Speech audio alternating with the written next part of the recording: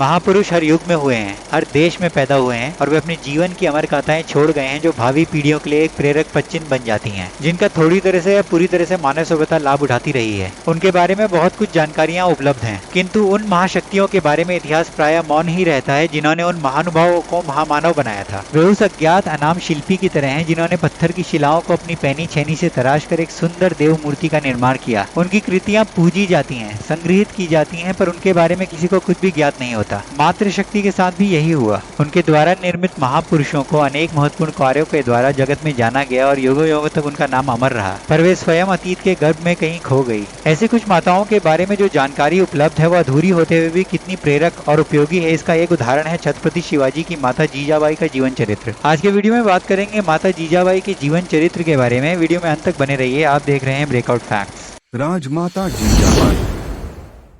माता जीजाबाई ने बचपन और किशोरावस्था में शिवाजी को धीर, वीर, नीति कुशल और चरित्र बल समन्वित एक आदर्श पुरुष के रूप में गढ़ा ही नहीं, वरन वे आजीवन उनके सर पर एक सघन तरवर की तरह छाया बनकर खड़ी भी रही। माता जीजाबाई मात्र उनकी माता ही नहीं, मार्गदर्शक, राजनीतिक सलाहकार और राज्य प्रबंध में उनकी मुख्य सहायिका भी रही थी। शिवाजी जब औरंगजेब से मिलने के लिए आगरा गए तो वे अन्नाजी दत्तो, मोरोपंत पिंगले और सोनदत्त आदि मुख्य सरदारों को माता जीजाबाई के मार्गदर्शन में राज्य प्रबंध करने की सम्मति देकर गए थे। इससे स्पष्ट हो जाता है कि माता जीजाबाई का प्रेम पूर्वक अनुशासन सर्वमान्य था। सरदार उनके वात्सल्य की सत्ता में बंधे हुए थे। महाराष्ट्र को उन्होंने अपने स्नेह युक्त परिवार भाव से ही पुष्ट और विकसित किया था। शिवाजी वहाँ रहे हों या ना रहे हों, उनके किसी भी सरदार ने उनसे विद्रोह नहीं किया। यह उस सामंतवादी युग में आश्चर्य की बात थी। इसके पीछे बहुत कुछ जीजाबाई का ही हाथ था। जीजाबाई के पिता जादवराव बीजापुर सुल्तान के प्रतिष्ठित सरदारों में से एक थे। शाहजी के पिता मालोजी भी उसी दरबार में एक छोटे सरदार थे। उनके पिता ने पहले तो जीजाबाई का संबंध मालोजी के पुत्र शाहजी के साथ कर दिया, पर आगे चलकर वह मालोजी के उत्कर्ष से जलने लगे। यह संबंध विवाह के रूप में तो बदल गया, पर मालोजी के उत्कर्ष से जादवराव के मन में उनके प्रति ईर्ष्या का भाव बढ़ता ही गया। वह मुगल बादशाह के साथ मिलकर शाहजी को नीचा दिखाने का प्रयास करते रहे। इन दोनों हिंदू सरदारों की आपसी ईर्ष्या और कलह के कारण उनके पुत्री और जमाता को कई विपत्तियों का सामना करना पड़ा। अपने पिता की इस दुर्बलता का सबसे अधिक दंड निरपराध जीजाबाई को ही भोगना पड़ा। शाहजी और जादवराव की खींचतान के कारण शाहजी को जो विपत्तियां झेलनी पड़ी, उसका कारण वे जीजाबाई के साथ हुए अपने विवाह संबंध को ही मानने लगे। इस कारण वे जीजाबाई से विरक्त रहने लगे।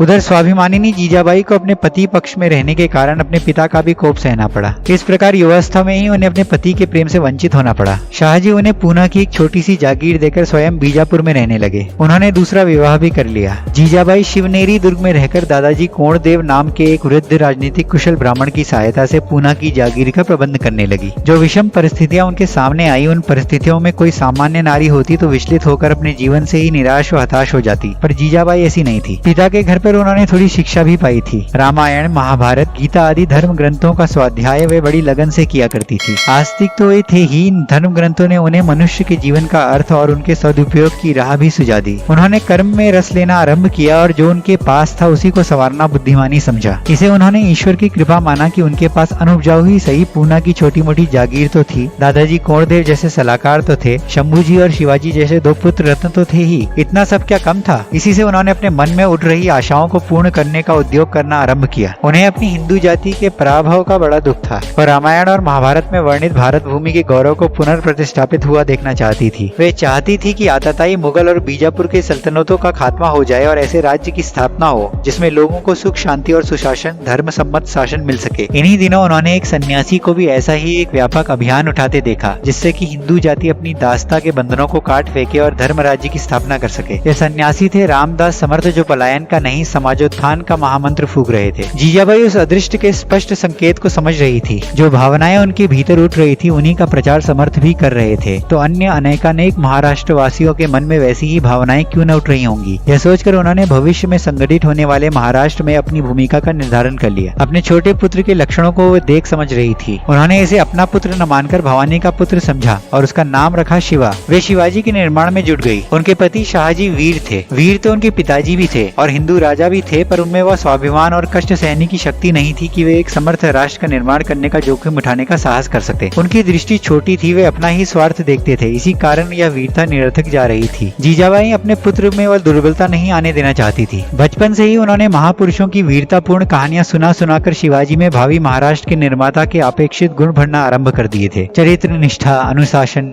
कष्ट सहिष्णुता, बुद्धिमत्ता मानवता, कर्तव्य आदि की भावनाओं को उन्होंने शिवाजी के मानस में कूट कूट कर भर दिया। उनके शारीरिक, मानसिक और बौद्धिक विकास के सभी साधन उन्होंने जुटाए। दादाजी कोंडदेव जैसे बुद्धिमान व स्वाभिमानी व्यक्ति शिवाजी के शिक्षक नियुक्त किए गए। समर्थ गुरु रामदेव पर जीजाबाई की बड़ी श्रद्धा थी। वे कई बार उनके दर्शन भी कर चुकी थी। वे शिवाजी का निर्माण करके उनको उनके हाथों में सौंपना चाहती थी ताकि वे मनवांछित कार्य ले सकें। स्वाभिमानी, धर्मपरायण जीजाबाई के रक्त मांस से ही शिवाजी का शरीर बना था। उनकी कामनाएं और भावनाएं भी उनमें आ गई थी। रही सही कमी की पूर्ति उनकी वीरतापूर्ण कहानियों और मार्गदर्शन ने कर दी थी। 13 वर्ष के शिवाजी को वे समर्थ बाबा के आश्रम में सौंप कर आ गई। समर्थ ने उन्हें दीक्षा दी, उन्हें एक आदर्श दिया और जीजाबाई द्वारा निर्मित एक प्रखर व्यक्तित्व को एक धर्म मिला, युग चेतना का नेतृत्व करने के रूप में। शिवाजी को जीजाबाई ने अपने आदर्शों पर ढाला था। अतः जब वे अपने पिताजी के साथ बीजापुर के दरबार में गए तो उन्होंने किसी को सलाम नहीं किया। यह जीजाबाई की शिक्षाओं का ही परिणाम था। उन्होंने भारत को शिवाजी जैसा महान व्यक्तित्व दिया जिसकी प्रभा आज के दिन तक फीकी नहीं पड़ी है। जीजाबाई ने मात्र शिवाजी का निर्माण ही नहीं किया वरन उनके सहायकों का भी निर्माण किया। शिवाजी के बाल्य बंधु तानाजी मालसरे को भी वे अपने पुत्र की तरह ही रखती थी। उनका यह भाव केवल तानाजी के साथ ही नहीं बल्कि अन्य सरदारों के साथ भी था। तानाजी माता जीजाबाई के प्रति अनन्य निष्ठा रखते थे। समर्थ के आदेश पर शिवाजी ने कोंकण दुर्ग को जीतने के लिए जब अपने सरदारों को कहा तो उनमें से किसी की हिम्मत नहीं पड़ी। तब जीजाबाई ने अपने इसी मानस पुत्र तानाजी का नाम इस दुष्कर कार्य के लिए प्रस्तावित किया। तानाजी अपने पुत्र के विवाह में सम्मिलित होना छोड़कर इस मुहिम पर गए और विजय प्राप्त करते हुए बलिदान हो गए। कर्नाटक विजय के बाद शिवाजी के एक सरदार बाजाजी निम्बलकर को अपनी कुछ पारिवारिक परिस्थितियों और निजाम के दबाव के कारण विवशता पूर्वक इस्लाम धर्म स्वीकार करना पड़ा था। इसके कुछ समय बाद वह शिवाजी के सामने प्रस्तुत हुआ।